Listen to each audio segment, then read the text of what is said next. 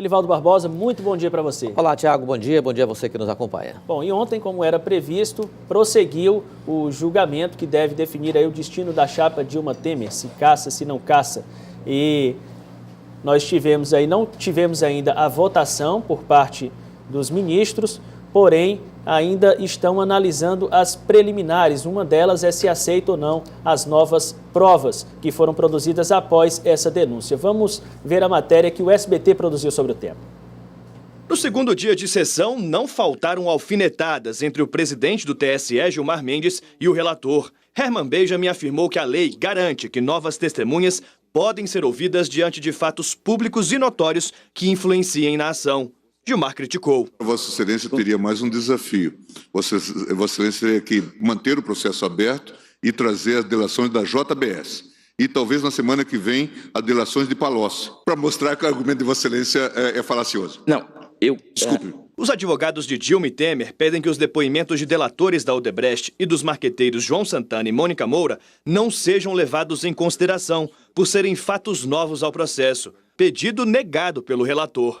Só os índios não contactados da Amazônia não sabiam que a Odebrecht havia feito colaboração premiada.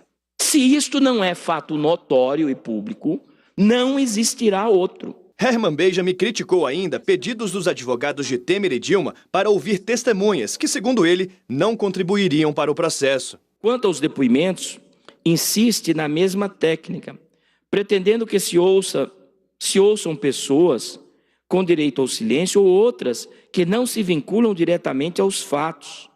Casos de doleiros, motoqueiros, segurança, etc. Esqueceu de mencionar os donos de inferninho. Vossa Excelência não teve que fazer inspeção lá. Não fiz a inspeção, nem foi pedido. Em meio aos debates, Gilmar fez questão de lembrar que o voto para desarquivar a ação foi dele e ironizou o relator. Esta ação só existe graças ao meu empenho. Modéstia às favas.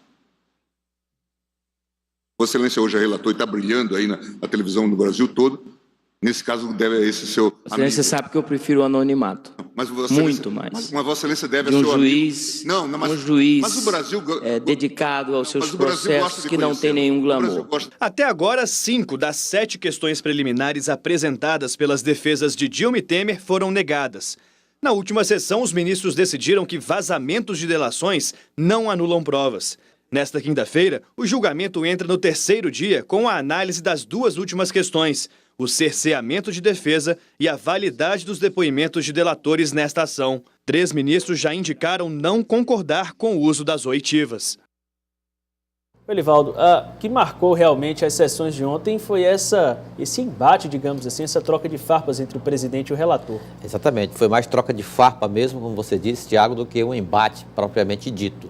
Foi exatamente esse confronto do presidente Gilmar Mendes com o relator Herman Benjamin. Hoje ainda faltam essas 3 novas preliminares que já foram incorporadas antes mesmo da sessão, claro, evidentemente, e só depois é que o ministro relator Herman Benjamin vai ler o seu voto, vai tornar público o seu voto, ou registrar o seu voto, que será favorável à cassação, tudo indica, da chapa Dilma Temer. Mas, Tiago, já existem projeções do Palácio do Planalto quanto ao resultado desse julgamento. Claro que são projeções, não tem nenhum tipo de confirmação ou de indício real, mas as projeções são de absolvição da chapa por 4 votos a 3. 4-3. Se foi 4-3, a tendência é até que seja decidido num voto de Minerva, né, do presidente Gilmar Mendes.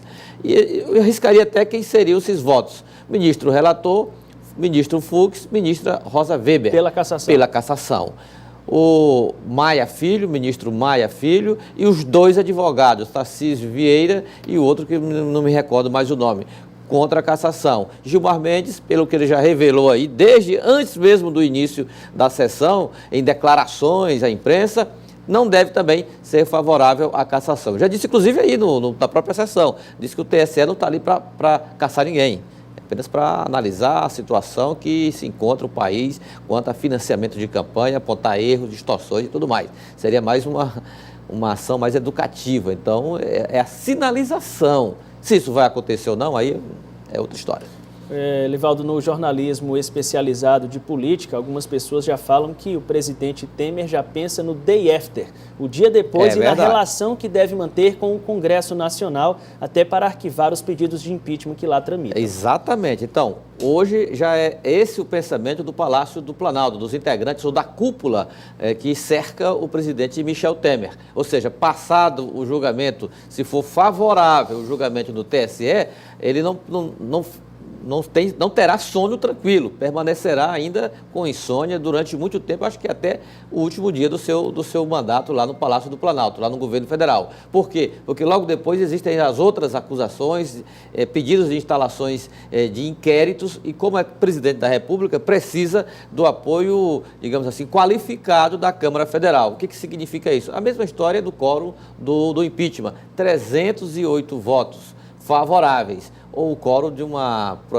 proposta de emenda à Constituição. Ou seja, o presidente terá que trabalhar muito para manter fiel a sua base, que, aliás, começa a discutir hoje se permanece ou não na sua estrutura de apoio. É o caso dos tucanos, liderados pelo senador Tasso Gereissati, o novo presidente do Diretório Nacional do PSDB, que discute hoje essa situação com a direção do partido e representantes tucanos de todo o país. Piauí será representado pelo prefeito Firmino Filho. O PSDB decide hoje, se desembarca do bonde aí do governo, da base de apoio ao presidente Temer. Elivaldo, vamos ao plano local. O PMDB segue com a estratégia de visitas ao interior do estado, a caravana liderada por João Henrique Souza. Que já percorreu 5 municípios piauienses e neste final de semana deve percorrer mais 2, amanhã em Picos e sábado em Paulistana. A caravana Piauí em Movimento é liderada pelo presidente da Fundação Ulisses Guimarães no Estado e presidente do Conselho Nacional do SESI, o ex-ministro João Henrique Souza. No plano político, trabalha exatamente no interior do Estado, através desses encontros, para viabilizar um palanque competitivo para disputar o governo do Estado em 2018. Vamos à última então, Elivaldo? Tiago, o clima de animosidade, de confronto, de farpas de lado a lado entre o prefeito de Parnaíba, Mão Santa, e o ex-Florentino Neto, que hoje é secretário de Saúde do Estado, esse clima parece que parou por enquanto. Foi dada uma trégua. O prefeito Mão Santa tem contactado constantemente por telefone, tem mantido conversas, entendimentos amistosos com Florentino Neto, em nome de uma boa relação institucional para fortalecer a saúde lá em Parnaíba. O esforço do prefeito parnaibano é instalar uma unidade de pronto atendimento, que já está pronta, concluída, mas para funcionar precisa do apoio do governo do Estado. Aí Mão Santa deixou de lado as divergências, as confusões, as farpas, o tiroteio, pegou o telefone, ligou para o secretário para tentar estabelecer uma parceria administrativa pelo bem da saúde dos parnaibanos. É o que se espera de 2 gestores públicos, né? Tem que ter esse nível de maturidade. Correto. Muito obrigado, Elivaldo Barbosa, pelas informações. Um bom dia e bom trabalho para você. Bom dia, até mais tarde no Jornal do Piauí, Thiago. Um abraço. Até amanhã.